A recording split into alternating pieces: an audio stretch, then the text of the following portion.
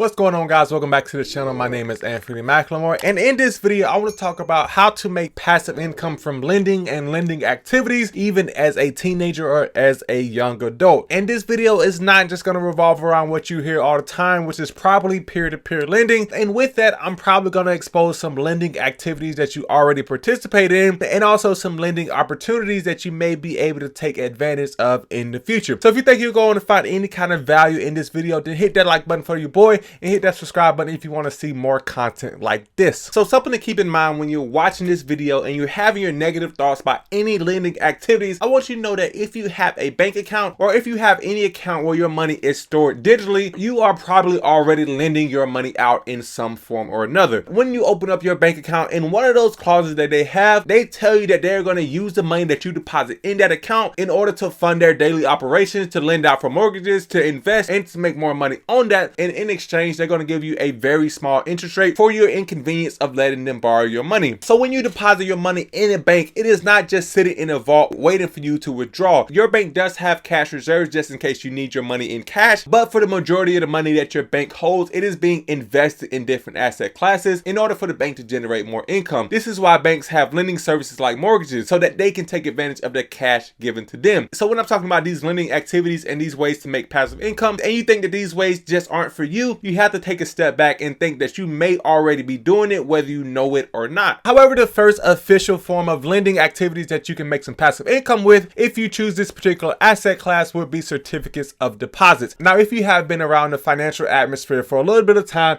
you may have heard the term certificate of deposit thrown around here or there. And basically what a certificate of deposit is you giving a bank a loan for your money. However, this time when you loan out your money, you are required to let them keep it for a predetermined period of time. You can get 3-month certificates of deposit, 6-month certificates of deposit, or even 12 months. But the common factor in all of these CDs are that is for a predetermined period of time. And for you letting them keep your money for that time, they then pay you a fixed interest rate. Now, I don't have an issue with certificates of deposit or CDs as they're called. However, historically, from what I can see anyway, they have provided a relatively low interest rate in terms of what you get as a profit from letting the bank use their money. What I mean by this is that you could potentially make more money investing in the stock market or doing any other lending activity besides keeping your money in a checking account than you would with a CD. The one use that I can see for a CD is that if you have a relatively large sum of money that you don't want to keep in a savings account, but you will need in the next 6 to 12 months. If you know you're going to use that money in 6 months, then it may be a good idea to buy a CD so that you can earn a little bit of interest on top of your money and then have it set aside away from temptation so that you can't spend it in the upcoming months to your big purchase. Other than that, it essentially works like a bond with lower interest rates, and honestly, I don't plan on adding anytime soon to my investment portfolio. And the next form of lending activities that you can participate in that will generate you passive income is by buying government bonds or corporation bonds and then getting paid in interest payments. Now, bonds are a little bit similar to certificates of deposit in the sense that you give the government or a corporation a lump sum of money in the very beginning, and then they pay you interest for that money for the convenience of using your money. And with bonds, they differ from certificates of deposit because they typically have different grades, and with those different grades, they can charge different interest rates. For a highly graded or a highly rated bond with a corporation who has historically had a lot of cash and had a high credit worthiness, you probably won't get a high interest rate from this company because the risk is very low on them being able to not pay back that bond. However, if you have a lowly graded bond or a junk bond as they call them in the industry, you probably will be able to get a much higher interest rate, but the chances of them not paying you back all of your money or the lump sum of your money that you gave them increases as the riskiness of the bond goes up. But if you do have a medium level risk tolerance, there are a ton of bonds that you can buy and take advantage of in order to get monthly interest rates from corporations or from the government while you sit back and relax. Now, bonds typically have a face value of $1,000, and then the price goes up or down based on what the yield is at the time. Now, I don't want to go into the yield curve here in this video because that can be a whole nother video on its own, but basically as yields go up, prices of bonds fall because it is seen as less valuable with a lower interest rate. And the next form of lending activities that you can participate in is going to be in the form of peer-to-peer lending. And this actual form of lending passive income is probably the most popular here on YouTube, and I personally see a ton of content creators going over how to make a profit from peer-to-peer lending. And what peer-to-peer lending is, for someone who hasn't heard of it, is where you go through the process of lending your money to another person rather than to the government, to a bank, or to an institution. And this could be for personal loans, for real estate investments, for anything that that person would need their money for, and then you in turn get that interest rate from that person paying you back. Now, there are some risks with peer-to-peer lending, lending. And the advantages of peer-to-peer lending is that you get to hypothetically control the interest rate that you charge. When you're lending your money to a bank or to the government, you don't get to decide what interest rate they pay you. Typically, they decide that, and then you just have to agree with it or walk away from the deal. However, if you go through the process of peer-to-peer lending, theoretically, you are able to control who you want to lend your money to and how much interest that they will owe you. And this may sound great and all, but there are some big disadvantages of peer-to-peer lending that I want to discuss. And one of those big disadvantages is credit worthiness. Now, when you lend your money to a bank or to an institution, you have a little bit more comfort that that institution will be in business by the end of the term that you agreed on for your lending. And with them being in business, you are almost 100% sure that they will have the capital to pay you back once that loan is due. If you get a bond from a company or from the government, you can be fairly certain that they will have the money to pay you back. However, with peer-to-peer lending, this may not always be the case. Most of the time when you get involved with peer-to-peer lending, if you want to make the most money, you would have to deal with lower credit worthy applicants, because people who have higher credit score and have a long history of paying back their loans, they demand lower interest rates from borrowing money. So you won't be able to charge them 5, 6, 7, 10% for lending them money. However, you will be able to charge someone with a lower credit score or lower credit worthiness that 10% interest rate. And if you get them secured in a loan, it is a little bit more risky that they won't have the capital to pay you back, or that they simply won't want to pay you back once your loan is due. So you have to take both sides of the equation in equal parts when you're trying to do peer-to-peer lending. And there's a ton of peer-to-peer lending websites out there on the internet, but one of the most popular I see today and one of the most talked about are either Lending Tree or Lending Club, where it is fairly easy to get signed up and get started lending your money if you choose to. And the last lending activity that I want to discuss in this video is going to be hard money lending for real estate purposes. Now, this lending activity is reserved for people who have a high net worth or for people who simply have a lot of money to throw around. But basically what hard money lending revolves around is you giving a real estate investor a short-term, typically a 6 to 12 month loan in order for them to buy and renovate a property. And what you see this type of loan used for a lot is for real estate flippers who want to buy, fix, and sell a home in a short period of time, but they may not have all of the cash on hand in order to do that. So if you are someone with a lot of cash and a lot of capital on hand, you can typically charge fairly high interest rates for hard money lending. And I know this because when I was researching hard money lenders, they all charge a pretty high interest rate. The downsides of hard money lending are that the loans are typically short term and that they rely on that real estate investor can buy, fix, and sell the home in the period of time that they think they will. If they can't sell their home in their projected timeline, yes, you may be able to charge them more money, but there is no guarantee that they will have that money to pay you, so the chances of default will increase there. However, with all that being said, I really hope you enjoyed this video. If you found any kind of value in this video, then hit that like button for your boy, as it really does help the channel out, and hit the subscribe button as well if you want to see more content like this. As I said in the beginning, if you want to get a little bit of free money, then head down to the description, where if you sign up to the public app, you will get a free fraction share of your stock just for signing up and opening an account. That's free money for you pushing a couple of buttons. However, I hope you find value in this video, and I hope you find value in the next video, and I'll see you next time, guys.